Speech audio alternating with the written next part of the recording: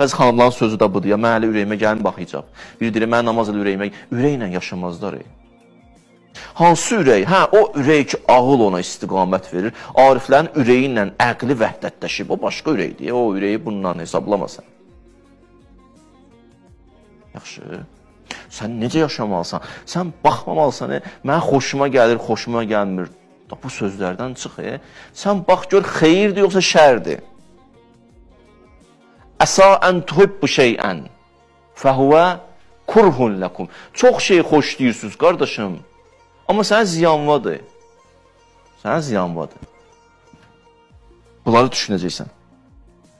Peyğəmbərlərin də digərlərindən fərqi bir üstün olub.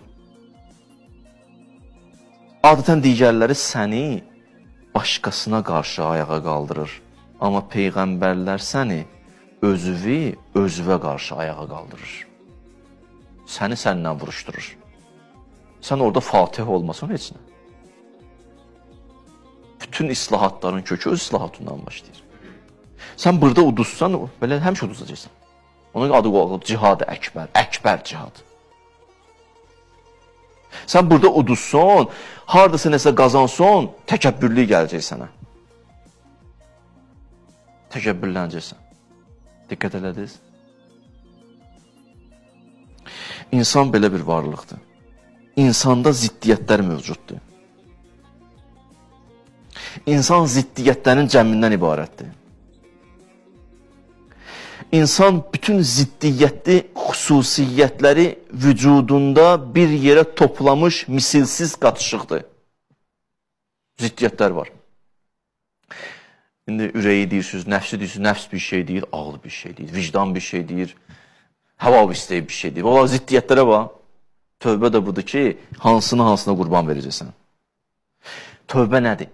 Tövbə daxildə olan ülvi qüvvələrin, insanın içində yatan müqəddəs hisslərin, insanı xarlığa aparan və onu dəyərsizləşdirən və insanın qiymətini günü-gündən azaldan nəfsani istəklərə qarşı olan qiyamdır. Tövbə yəni içəridə bir qiyam. Ağıl, fitrət, vicdan qiyam edir içəridə, daxildə. Kimlə? Nəfsünlə, həvav istəyinlə, o ürəyin istəkləri ilə vuruşur. Vuruşur. Tövbə yəni. Ona görə deyirlər, elə-belə lütf deyil, böyük lütfdir. Peşmançılıq hissi, tövbə halı müqəddəs oyanışdır, müqəddəs. Müqəddəs oyanışdır. Xoş olsun bir gecə oyanışdır.